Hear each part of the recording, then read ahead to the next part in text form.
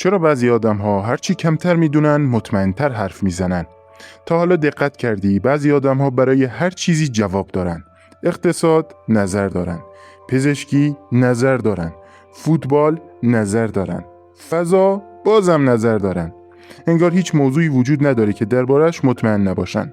اما جالبه بدونی دانشمندا به یه پدیده عجیب رسیدن که میگه گاهی آدم‌هایی که کمتر میدونن بیشتر فکر میکنن که میدونن. اما چرا؟ یه ضرب المثل قدیمی میگه پول خورد بیشتر صدا میده. فرض کن تصمیم گرفتی درباره یه موضوع جدید یاد بگیری، مثلا بورس یا روانشناسی یا نجوم یا حتی آشپزی. توی روزهای اول چند مقاله میخونی، چند ویدیو میبینی، چند اصطلاح جدید یاد میگیری و ناگهان یه اتفاق عجیب میفته. احساس میکنی تقریبا موضوع رو فهمیدی. اما مشکل اینجاست که هنوز نمیدونی چقدر چیز وجود داره که نمیدونی. دانشمندا به این پدیده میگن اثر دانینگ کروگر. یه خطای ذهنی که باعث میشه بعضی افراد توانایی یا دانش خودشون رو بیشتر از واقعیت ارزیابی کنن. تصور کن وارد یه جنگل بزرگ شدی. تو چند دقیقه اول فقط چند درخت نزدیکت رو میبینی. برای همین فکر میکنی خب این جنگل که چیز خاصی نداره. اما هرچی جلوتر بری متوجه میشی جنگل خیلی بزرگتر از چیزیه که تصور میکردی. یادگیری هم دقیقاً همینه. در ابتدای مسیر مغز ما هنوز عظمت موضوع رو درک نکرده. برای همین اعتماد به نفس زیادی داریم. اما هرچه بیشتر یاد میگیریم کم کم با پیچیدگی‌های واقعی روبرو میشیم و اونجاست که تازه یه اتفاق عجیبتر میفته.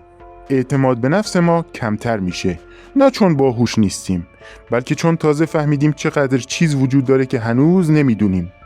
برای همین خیلی وقتها متخصص‌های واقعی محتاط‌تر حرف میزنن. بیشتر میگن احتمالاً، شاید، باید بررسی بشه، چون اونها با بخش بزرگی از ناشناخته ها آشنا شدن. اما کسی که فقط بخش کوچیکی از موضوع رو دیده ممکنه با اطمینان کامل بگه نه من 100% مطمئنم. و جالبترین قسمت داستان اینه که اثر دانینگ کروگر فقط برای بقیه نیست. همه ما ممکنه گرفتار اون بشیم.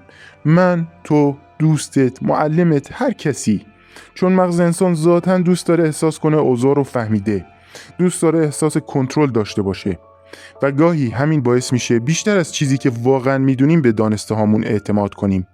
و اما خبر خوب اینه که یک راه فرار هم برای این موضوع وجود داره. هر وقت احساس کردی درباره یه موضوع همه چیز رو فهمیدی، شاید بهترین لحظه برای پرسیدن یه سوال جدید باشه. چون افراد دانا معمولاً یه ویژگی مشترک دارن.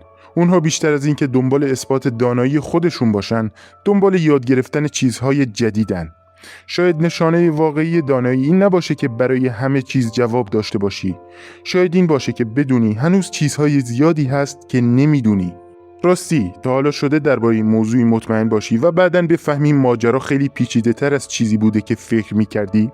توی کامنت ها بنویس. و اگه از این مدل رازهای روانشناسی و دانستنی های عجیب مغز خوشت میاد، حتما کانال داناشو رو سابسکرایب کن و زنگوله کنارش هم بزن. شاید بزرگترین خطای مغز انسان این باشه که گاهی فکر میکنه همه چیز رو میدونه.